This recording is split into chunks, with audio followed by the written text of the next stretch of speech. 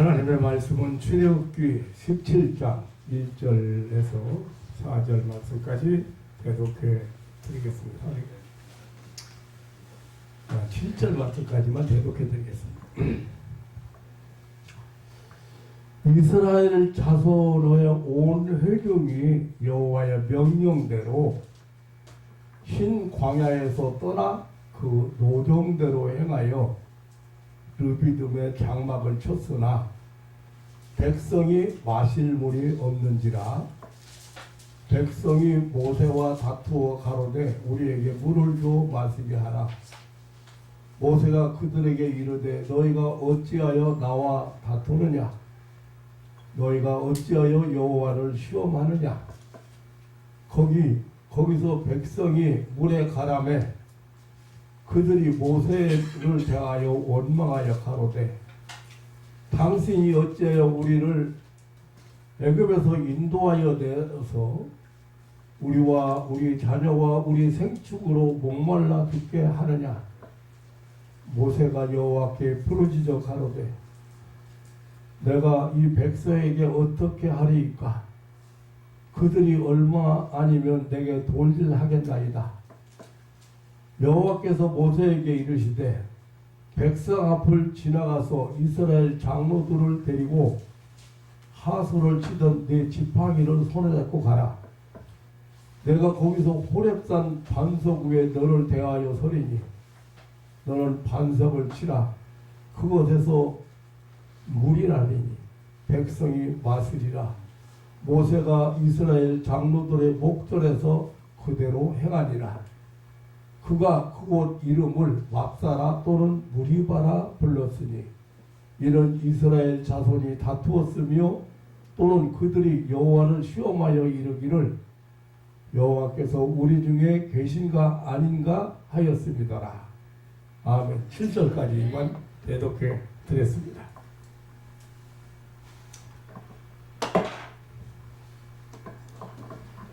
먼저가 어느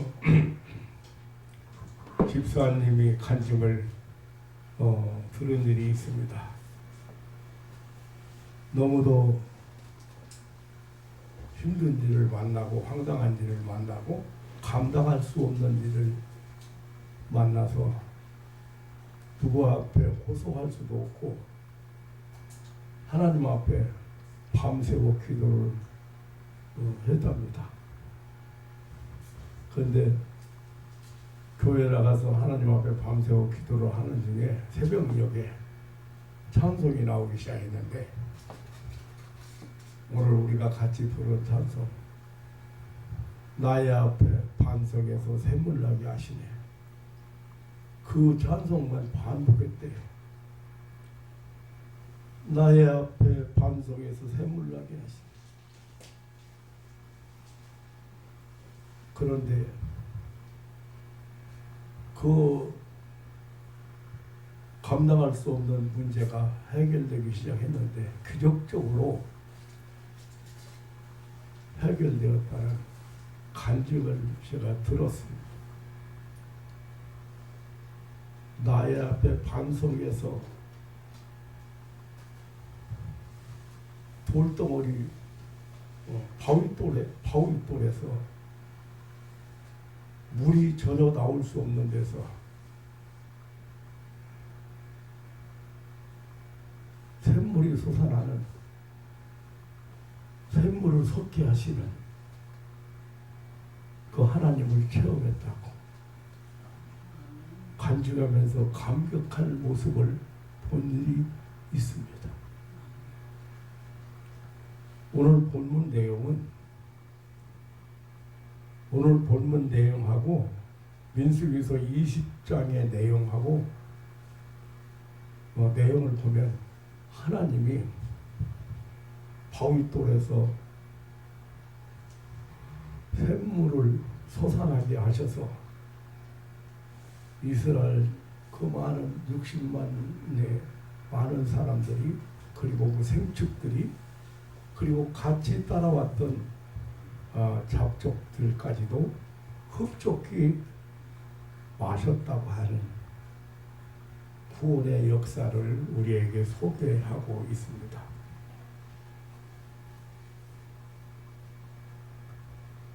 사랑하는 성도 여러분, 반석에서 샘물나게 하시는 하나님의 구원의 은총을 오늘 사건을 통해서 체험하고 사건을 통해서 깨닫고 여러분 삶 속에서도 그 어느 집사님의 간증처럼 반석에서 샘물나게 하시는 하나님의 구원의 은혜를 체험하면서 여러분 인생을 갈증나는 인생을 살지 말고 반석에서 솟는 샘물을 통해서 새 생명수를 영생수를 통해서 여러분이 항상 감사가 넘치는 삶이 되시기를 먼저 주님의 이름으로 축원합니다. 아멘. 하나님의 구원의 은총은 성경 곳곳에서 보여지고 있습니다. 하나님께서 멸망받을 죄인들에게 구원의 은총, 하나님의 구원에 베푸신 그 구원의 은총, 하나님의 사랑이 성경 곳곳에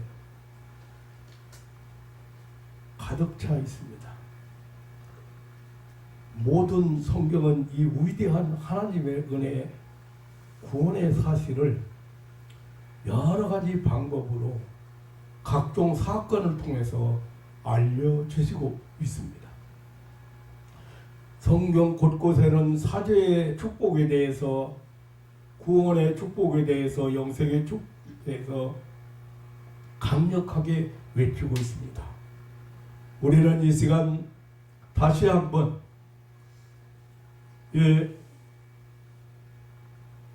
하나님의 그 구원의 은혜,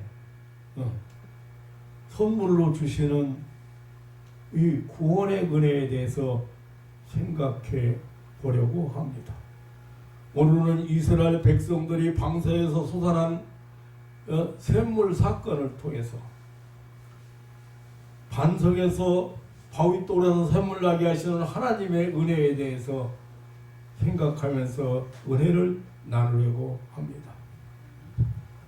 출애굽기 12장에 보면 죽음의 사자가 이스라엘 집을 건너가는 6월절 구원의 기적을 체험한 이스라엘은 애굽 땅 남셋에서 출발하여 숫곳이라는 곳에 모였습니다. 이와 외에 장정만 60만 가량이었습니다. 이스라엘은 종살이 하던 애굽에서 43년 동안을 그 노예 생활하던 애굽에서 해방되는 실로 역사적인 순간이었습니다. 바로 그 순간부터 이스라엘 백성들은 생전에 처음으로 경험하는 불기둥과 구름기둥의 보호 속에 들어가게 되었습니다. 또 14장, 15장을 보면 홍해에서는 하나님이 베푸신 구원의 체험을 하고 감사의 찬송을 소리쳐 부른 내용을 우리가 보게 됩니다. 그리고 신광야에서는 매일매일 40년 동안을 먹을 양식, 특별한 양식, 만나의 기적을 체험했습니다.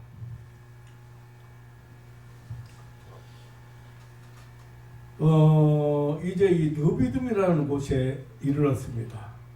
여기는 시내산 북서쪽 한 20km 지점이라고 추정되는 곳인데, 그곳에 이제 이르러서 이스라엘 백성이 장막을 쳤습니다.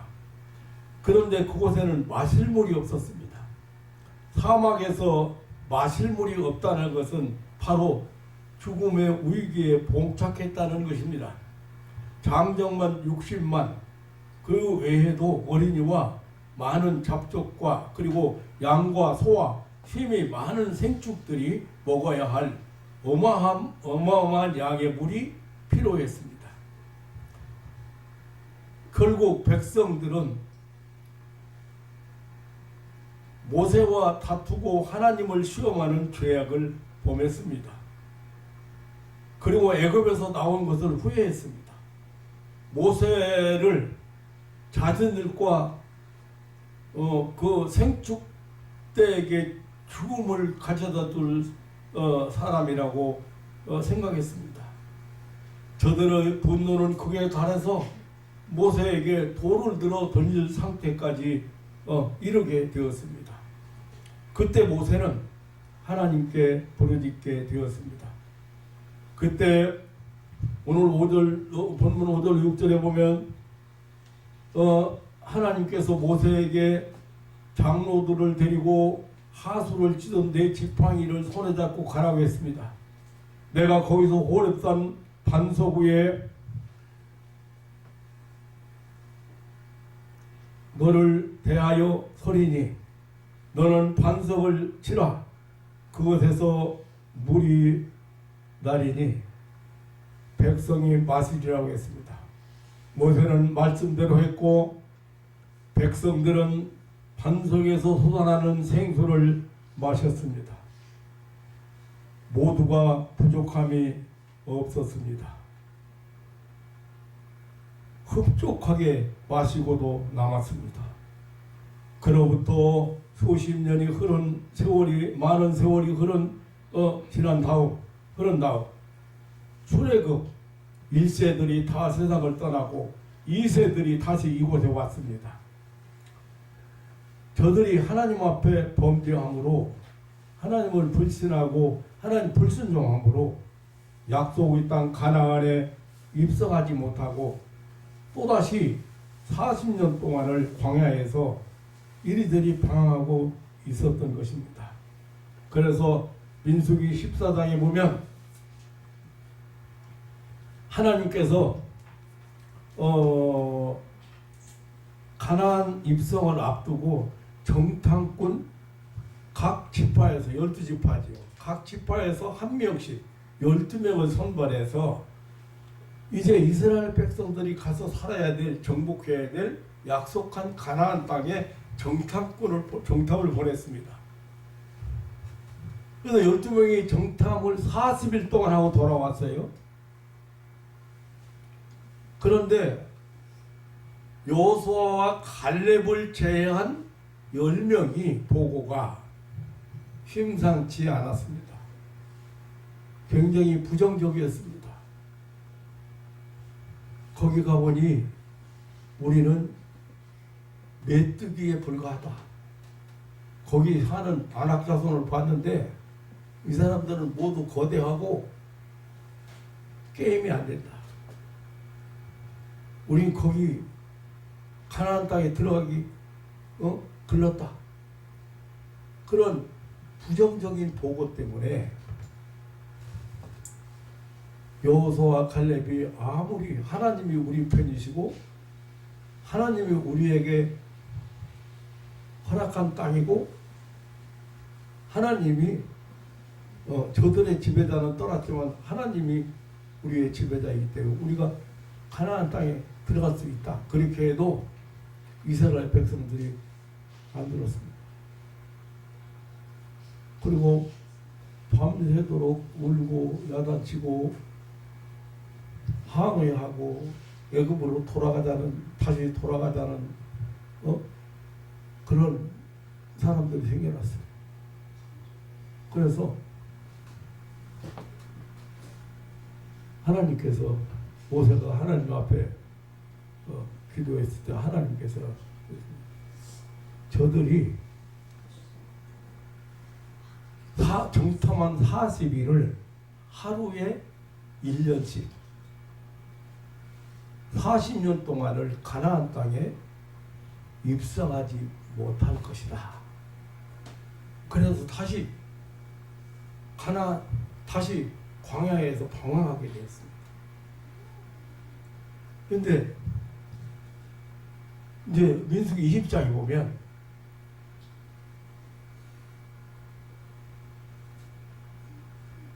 선조들이 이곳에 와서 선조들이 죄를 똑같이 반복했어요. 똑같이 반복했어요. 그때 하나님은 모세에게 지팡이를 가지고 가라고 했습니다. 이제 먼저도 그랬죠. 지금 출애굽기 17장 오늘 본문 우리가 읽었는데 그 본문에도 역시 지팡이 가지고 가라. 하나님이 내가 명한 지팡이 가지고 가라. 그런데 그 이제 지팡이를 가지고 가라고는 했는데 그 지팡이로 그 반석을 치라, 그 바위덩이를 치라고 한 것은 아니었잖아요. 그런데 그들이 보는 데서 화가 나서 아마 그런 것 같아요. 그렇게 하나님이 많은 기적을 보여주시고 많은 은혜를 베푸셨는데 그 하나님을 불신하고 그런 바람에 아마 그 모세를 이제 돌로 치려고 하고 이렇게 하니까 이제 원망하고 이러니까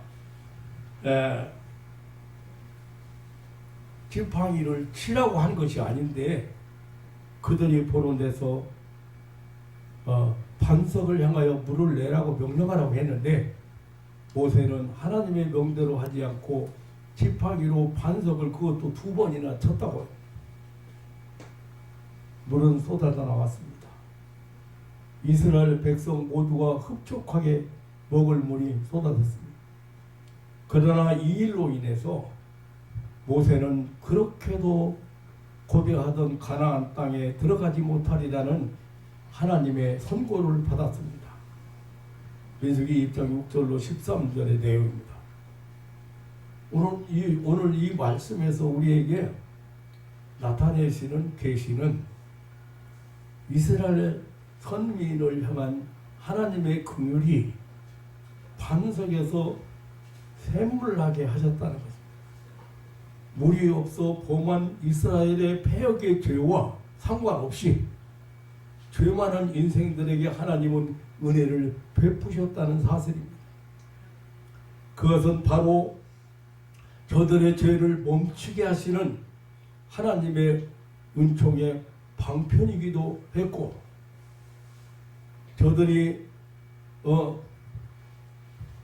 이제는 더 이상 죄를 짓지 않도록 하는 그런 하나님의 뜻이 있기도 했습니다.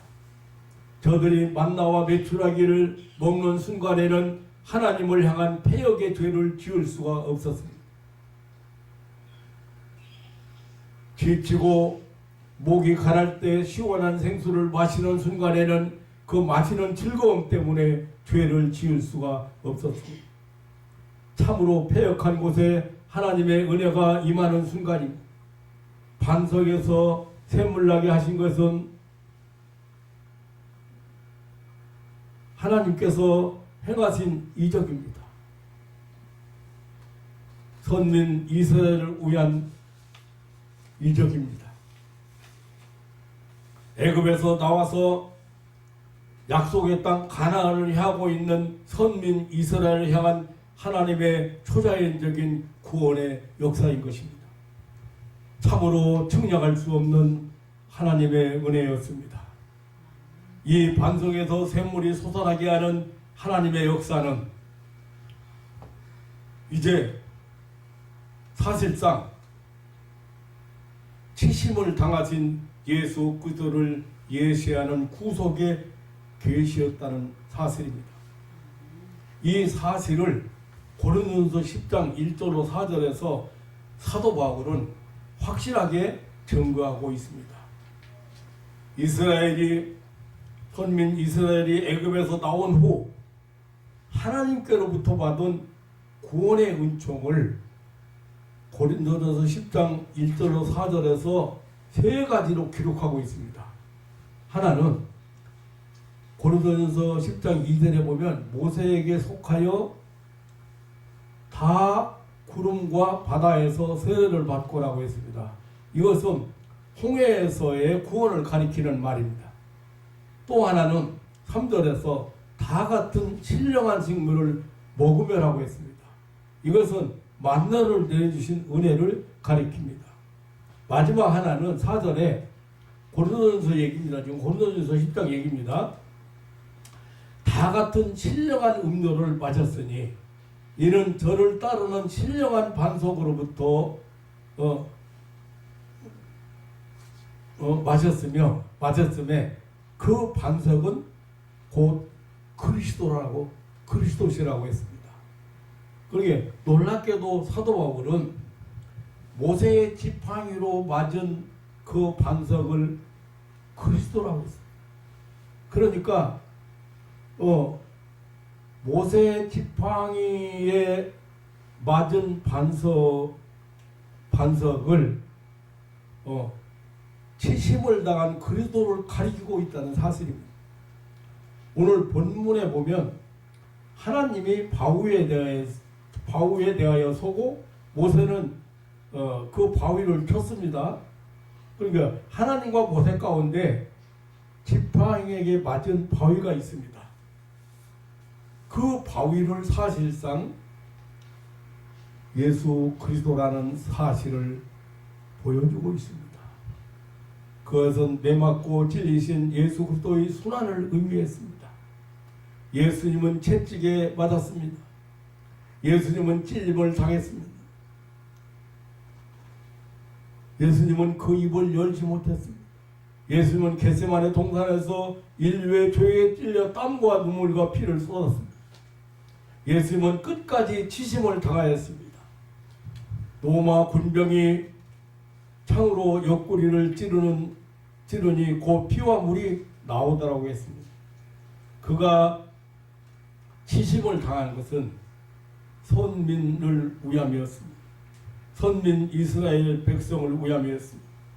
본문 6절에서 너는 반석을 치라 그것에서 물이 나오리니 백성이 마시리라고 했습니다.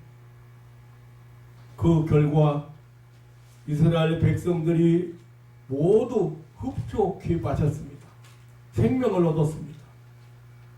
이사야서 53장에서 그가 찔림은 우리의 허물을 인하며 그가 상함은 우리의 죄악을 인함이라고 했습니다. 그가 징계를 받음으로 우리가 평화를 누리고 그가 채찍에 맞음으로 우리가 나음을 입었도다라 했습니다. 예수 그리스도께서 징계를 받음으로 예수 그리스도께서 채찍에 맞음으로 그 많은 사람이 죄사함을 받고 의롭게 되었습니다. 그래서 사도 바울은 로마서 4장 25절에서 말하기를 예수는 우리 범죄함을 위하여 내어줌이 되고 또한 우리를 의롭다 하심을 위하여 살아나셨는지라고 했습니다. 모세가 지팡이로 내려친 그 반석 엄청난 물을 쏟아낸 그 바위는 십자가에서 흘린 예수 그리스도의 속죄의 은총을 나타내는 구속 계시라는 사실입니다.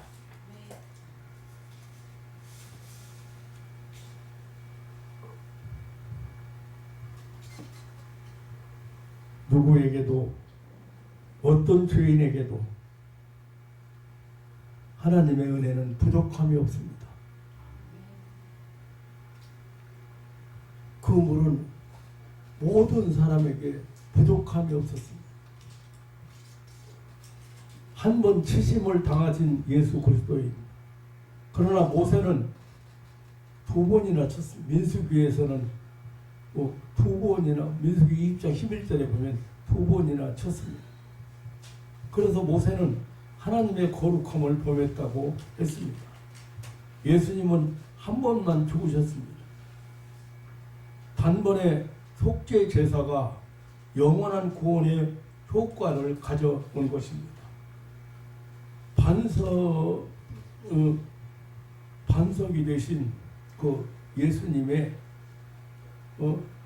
반석은 말하자면 치심을 당하신 예수님의 그 예표이고, 그리고 이 반석에서 나온 샘물은 예수 그리스도께서 보내주실 영원한 성령을 말하고 있습니다. 두 번째 얘기는 요한복음 7장 37절로 39절에 보면 명절 끝날에 예수께서 서서 외쳐 가라사대 누구든지 목마르거든 내게로 와서 마시라. 나를 믿는 자는 성경의 이름과 같이 그 배에서 생수의 강이 흘러나리라 하시니 이는 그 믿는 자의 받을 성령을 가리켜 말씀하신 것이라 하겠습니다. 여기에서 말하는 명절은 장막절입니다. 초막절이라고도 하고 장막절을 가리키는데 장막절은 7일 동안 지키는 절기예요.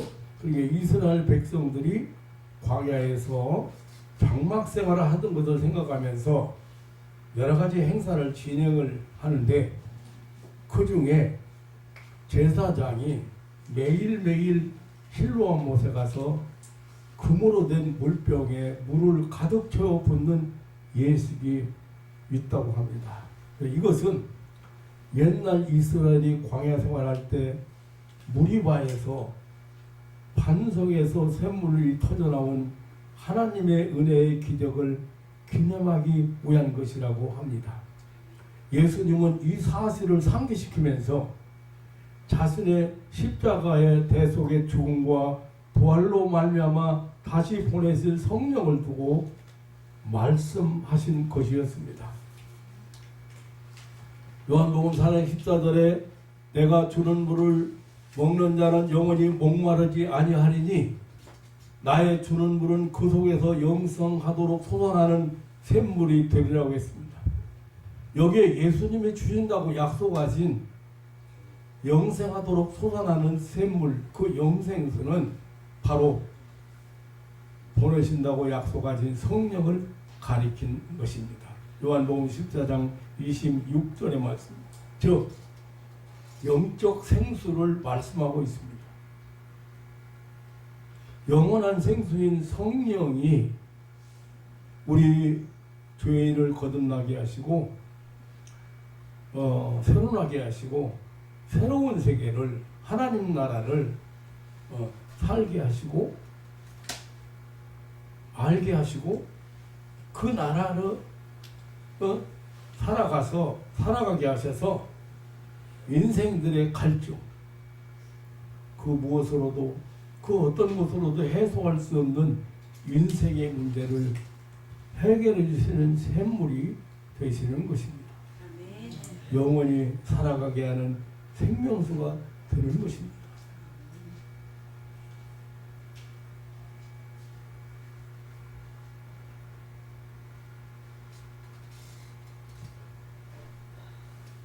요한복음 3장 3절로 5절에 성령은 사람을 거듭나게 하셔서 새로운 세계를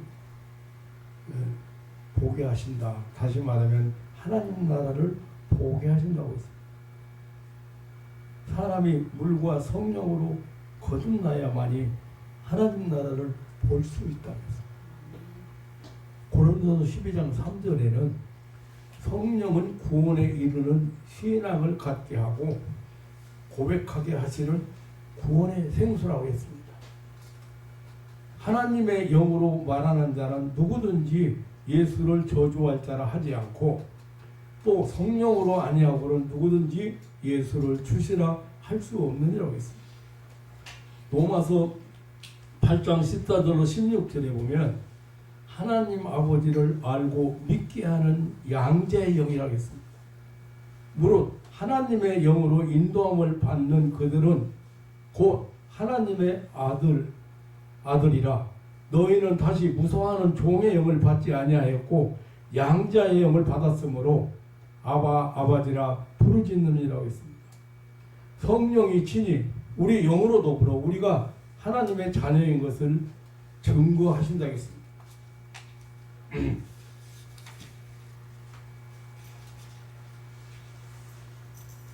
우리가 지난주일 보혜사 성령에 대해서 말씀드린 것처럼 지난주일 그 성령 감임절을 우리가 보냈잖아요. 근데 예수님은 승천하시기 직전에 이 성령의 약속을 반복하셨습니다.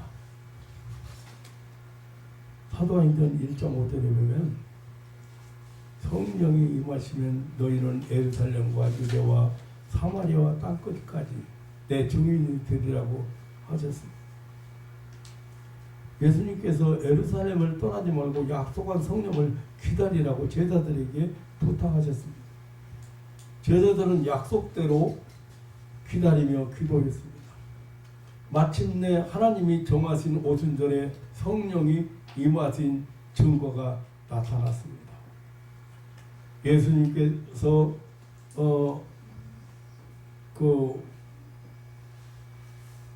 우리를 죄사함 받고 우리를 구원하신, 우리 죄값을 치르고 우리를 구원하신 이 사실을 성령께서 적용하시는 사역이 본격적으로 시작된 것입니다.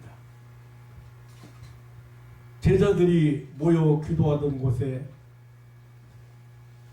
성령이 임하셔서 여러 가지 증거가 나타났습니다. 서로 방언을 말하고 서로 언어가 통하기도 했습니다. 제자들이 나가서 전파하는 현장에도 놀라운 일들이 일어났습니다. 회개하고 예수를 믿는 신자가 많아져서 3,000명, 5,000명으로 불어나기 시작했습니다. 저들은 날마다 성전에 모였습니다. 사도들의 가르침을 받았습니다. 떡을 나누어 교제했습니다. 믿는 자들이 물건을 서로 통용하기도 했습니다. 여러 가지 이적과 기사가 일어났습니다.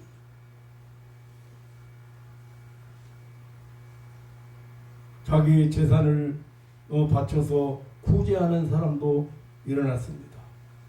선지자 요엘의 예언대로 자녀들은 장래의 비전을 가지고 예언했습니다. 젊은이들은 환상을 보았습니다. 늙은이들은 소망을 가지게 되었습니다. 사마리아에서도 일어났습니다.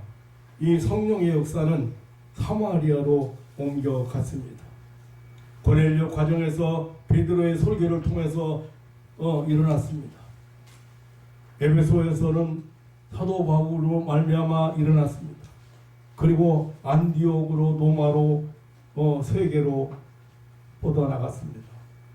이 성령은 교회 안에 여러 가지 은사, 다시 말하면 사도로, 선지자로, 복음 전하는 자로, 목사로, 교사로, 병 고치는 자로, 서로 돕는 자로, 능력자로, 다스리는 자로, 각종 방언하는 자로 하여금 복음을 전파하게 하셨습니다.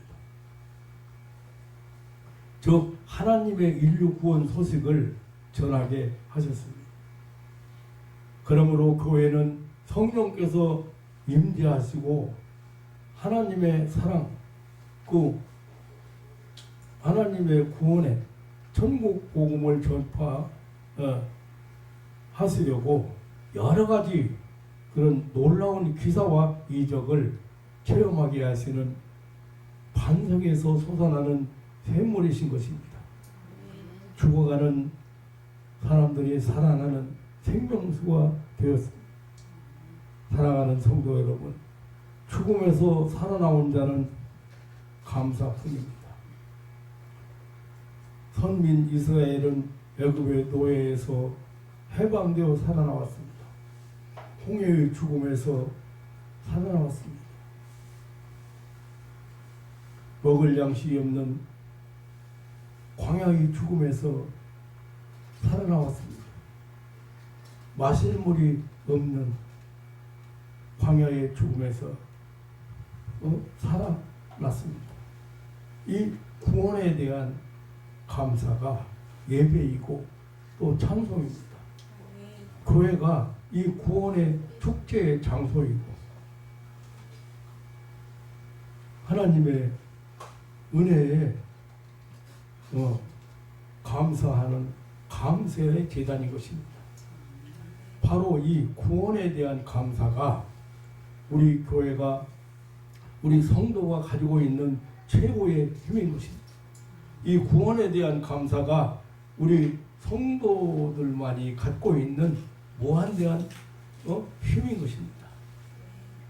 세상을 이기고 마귀를 이기고 죽음을 이기는 힘이, 그것은 감사의 힘입니다. 산같이 높고 돌같이 무거운 문제라도 능히 해결할 수 있는 힘이 있습니다. 그것은 감사의 힘입니다. 그것은 구원받은 우리 성도가 갖고 있는 감사의 힘입니다. 그 감사의 원천은 영원한 멸망에서 받은 영원한 구원입니다. 이 위대한 감사 운동이 2000년 이상 기독교 역사를 만들어낸 것입니다. 언제나 이 구원에 기초한 감사가 넘치기를 축원합니다. 아멘. 그런 사람은 분명히 하나님의 놀라운 축복들을 경험하고 살아갈 것입니다. 반석에서 솟아나는 그런 생명수를 경험한 사람,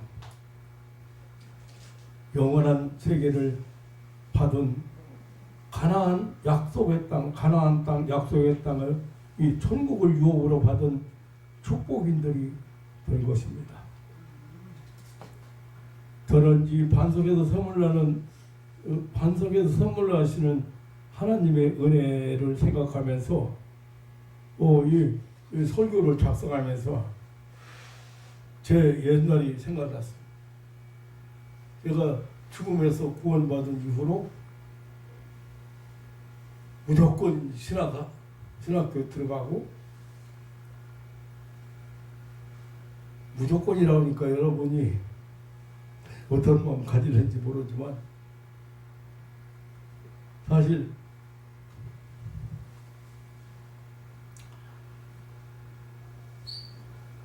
아무것도 없었어요. 아무것도 없었어요. 그래서 이제 회개하고 하나님 앞에 딱 돌아섰을 때 얼마나 세상의 물질이나 세상의 명예나 세상의 것을 구하기 위해서 이 사막과 같은 이 세상을 제가 헤맸는지 모릅니다.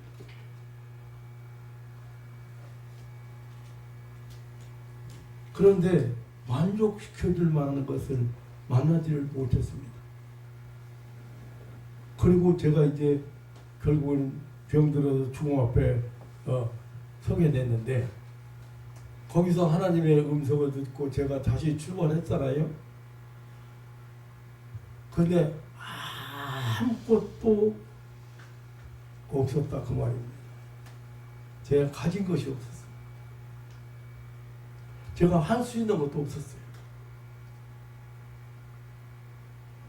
그리고 과거에 내가 배웠던, 심지어 내가 배웠던 그 영어 단어 하나도 기억할 수 없을 만큼 제가 정말로 아무것도 가진 것이 없었어요.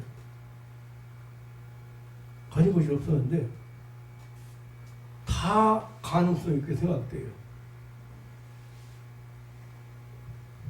결혼했어요.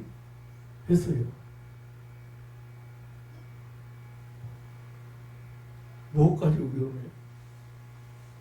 넥타이 160원짜리인가 넥타이 서울역에 가서 서울 결혼식으로 시골로 내려가는데 이 넥타이 하나 사서 메고 갔어. 입던 옷 가지고, 입던 옷에다가.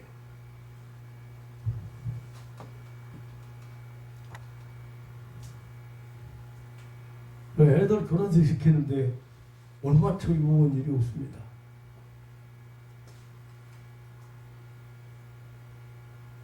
그래도 누가 보면 목사님 멋있게 얼마처 입었다 딸 여인이라고, 아들 여인이라고 똑같은 옷 입고 아들 여인이고 딸 여인, 그 똑같은 옷이 불과 2, 3만 원짜리.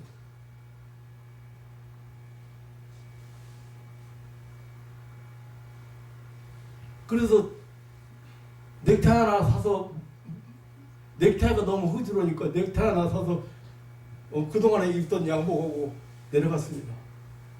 그럼 결혼했어요.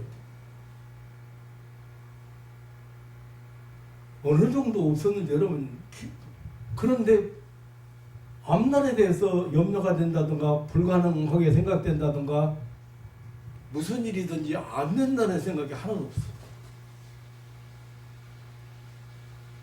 아까 집사님 어느 집사님 간증을 얘기했지만 저도 그 이상으로 반석에서 샘물 나게 하시네 찬송가를 새벽녘이 되니까 그 찬송만 반석에서 나의 앞에 반석에서 샘물 나게 하시네 나의 앞에 반석에서 샘물 나게 하시네. 어떻게 바위 돌덩어리가 샘물을 부족함이 없이 흡족하게 쏟아낼 수가 있을까?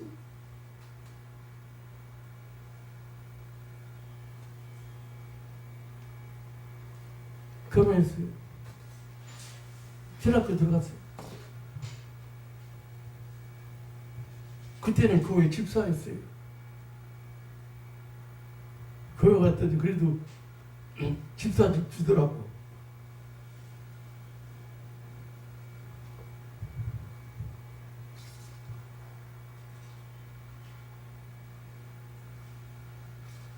교회 개척 시작했습니다. 그것도 교회 개척도 내가 하고 싶다든지 꼭 해야 되겠다든지 그래서가 아니에요. 교회 사표 내려고 전도사로 와서 내가 컨교에서 주일학교 360명까지 주일학교가 영아부, 유치부, 초등부, 유년부, 초등부에서 360명까지 만들었어요. 전도사 때. 골목골목 북치고 다니고 주일날 아이들 보이려고. 아이들 불러내더라.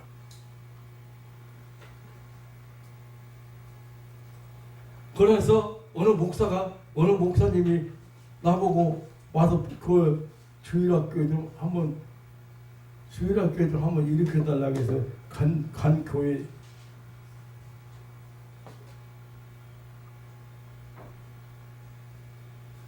묘하게 교회 사표 내러 갔다가 어느 권사님 만나가지고 제가 교회를 시작하게 됐는데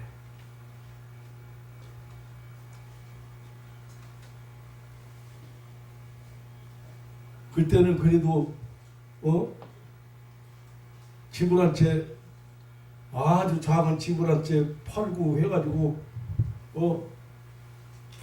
30만 원짜리 보증금 30만 원짜리 집을 그래도 얻어가지고 이사를 왔어요. 이사를 했어요.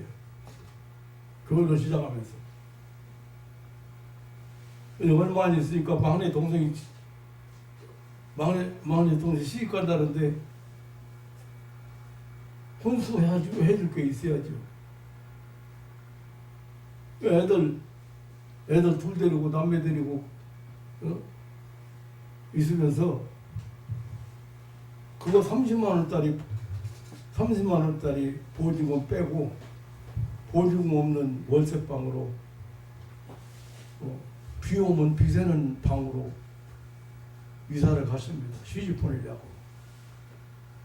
27만 원은 농가보고 신랑 반지가보고 쓰고 3만 원은 그날 손님 몇 명이나 오더라도 가족들 몇 명이라도 친척들 몇 명 오면 점심 먹으려고 3만 원 아껴두고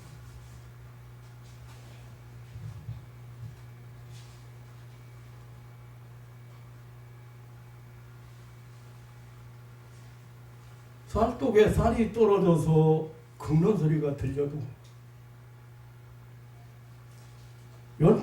연탄집에 가서 한 장, 두 장 연탄을 들고 오는 걸 봐도 내일에 대한 염려를 해본 일이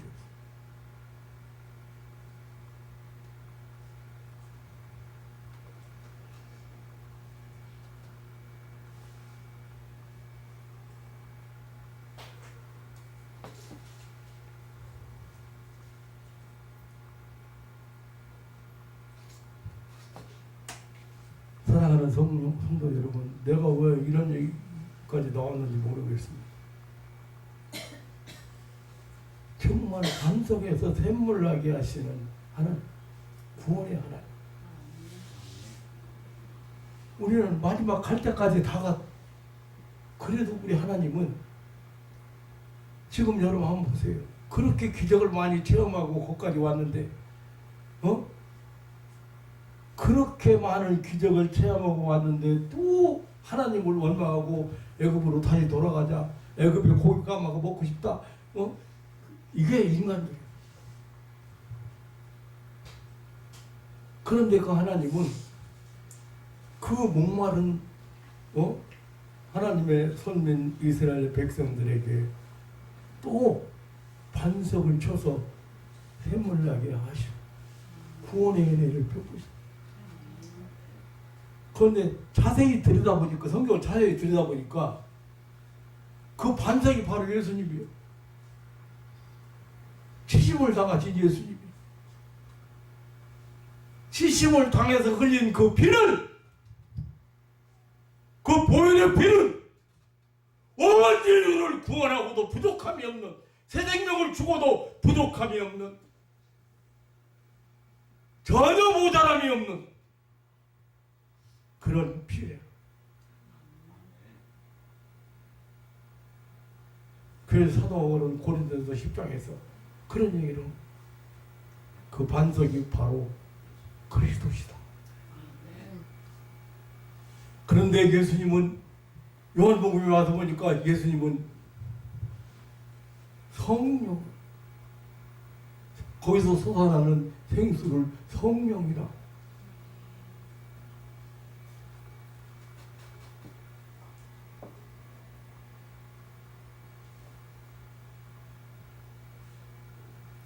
하나님의 성령을 체험하고, 죽음 앞에서 살아난 이후로 제가 할 수 있는 건 정말로 감사밖에 없더라고요.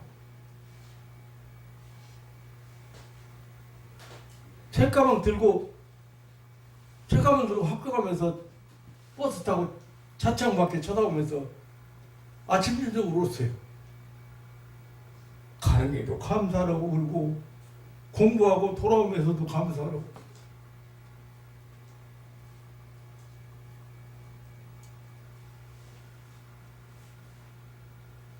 구원의 은혜를 입은 사람, 생명을 받은 사람, 영원한 생명을 받은 사람, 새 생명을 받은 사람, 새로운 생명을 받은 사람, 할 수 있는 것은 감사.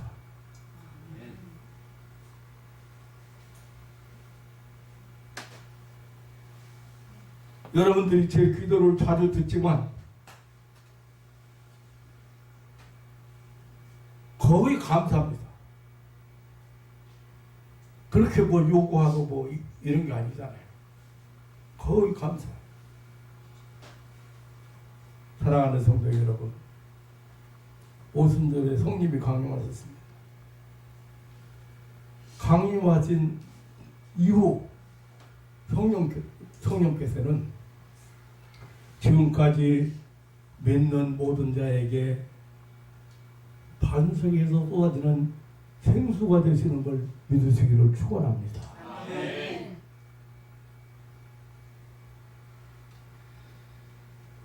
하나님의 선민을 위해서 영원토록 솟아나는 생명수가 되십니다. 반석에서 샘물 나게 하시는 하나님의 은혜, 모든 선민 이스라엘과 그리고 잡족과 모든 생축이 흡족하게 마시고 부족함이 없는, 흡족하게 마시고 생명을 얻게 하시는 생명수가 되시는, 영생수가 되시는 하나님의 사랑과 은혜에 감사, 감격으로 반응하는 것이 곧 예배 행위입니다. 오늘 형식적으로 와서 1시간 앉아있다가 가는 것은 예배가 아닙니다. 하나님이 우리에게 베푸신 구원의 은혜를 감사하고 찬양하고 감사 감격하고 찬양하고 하는 행위가 바로 예배 행위.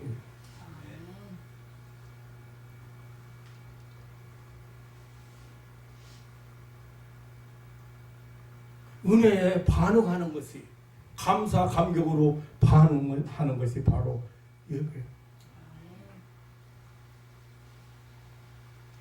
저는 어저께도 여기 가까운 데에 있는 순복음교회 전서 목사 안수식에 갔다가 옛날 목회할 때 교인들 여러 명을 만나서 점심 식사를 같이 했습니다.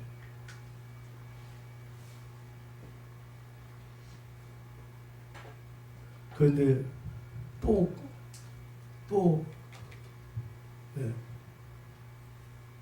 여러 가지 안타까운 일들을 이렇게 주변에서 있는 안타까운 일들을 얘기하면서 구원 문제에 대해서 또 질문하는 여자 집사가 있어요.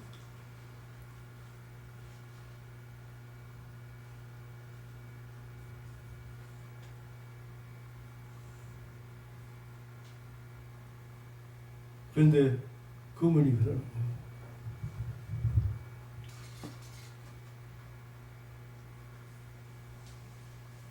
목사님은 그런 한 사람도 놓치지 않고 다 찾으시고 일으키셨는데 내가 그런 거 아니잖아요.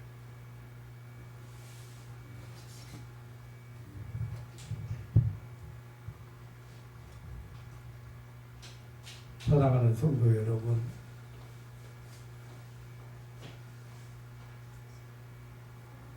여러분의 예배 생활이 찬송과 기도 생활이 더욱더 새로워지는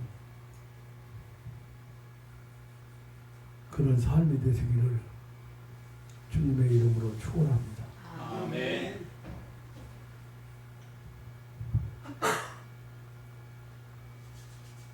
지금도 변함없이 우리에게 영원한 생명수가 되시는 성령님의 역사는 주님이 오시는 그날까지 멈추지 않을 것입니다. 아멘. 사랑하는 성도 여러분, 여러분 삶이 고달퍼도 항상 샘물나게 하시는 그동안에 우리에게 베푸신 구원의 은혜 생각하고 항상 반석에서 샘물나게 하시는 하나님의 은혜의 역사, 구원의 역사가 멈추지 않는다는 사실을 여러분 기억하시고, 여러분 우리가 할 수 있는 것은 거기에 대한 반응인데 그 반응이 예배, 제사라. 그 제사가 뭐요? 감사, 찬송, 기도.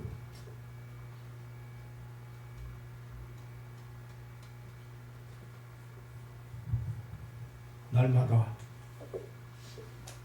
하나님의 넘치는 반석에서 솟아나는 생수 같은 하나님의 성령의 은혜를, 선물을, 은사를 체험하는 그런 신앙인들 되시기를 다시 한번 주님의 이름으로 축원합니다. 아멘. 하나님 아버지의 놀라운 사랑 진심으로 감사를 드립니다. 성경은 온통 죽어야 마땅할 죄인들, 진짜 저주받아야 마땅할 죄인들을 구원하시는 하나님의 구원의 은혜에 대한, 은총에 대한 기록으로 가득 차 있습니다. 우리의 삶을 돌아볼 때도 마찬가지로 하나님은 그 고비고비마다 한순간도 잃어버리지 않고 만나주시고, 그리고 생수를 체험하게 하시고 구원의 은혜를 체험하게 하시고, 오늘 말세를 살아가는 사랑하는 가족들에게 오늘 이 아침에도 신령한 기름 도우시고 반석에서 샘물 나게 하시는 하나님의 구원의 그 은혜의 세계를 하나님 더욱 감격하는 감사하는 그런 삶이 되도록 축복하여 주옵소서. 아멘. 오늘 또 그 머리 위에 주님 기름 부으시고 새로운 능력으로 덧입혀 주옵소서. 아멘. 보혜사 성령으로 우리를 돕기 위해서, 우리를 지키시기 위해서, 우리를 보호하시기 위해서 세상에 오신 이 성령께서 사랑하는 사람들의 각 사람 마음속에 항상 내 뒤에 계시고 역사하셔서 주신 은혜, 주신 사명 잘 감당하는 능력자들 되게 하옵소서. 아멘. 하나님의 영광을 위해서, 하나님의 선한 뜻을 이루기 위해서 성령의 그 놀라운 은혜의 세계를, 성령께서 베푸시는 그런 축복의 세계를 마음껏 누릴 수 있는 그런 신앙인들로 축복하여 주옵소서. 아멘. 감사하오며 우리 구주 예수님의 이름으로 기도하옵나이다. 아멘. 아멘.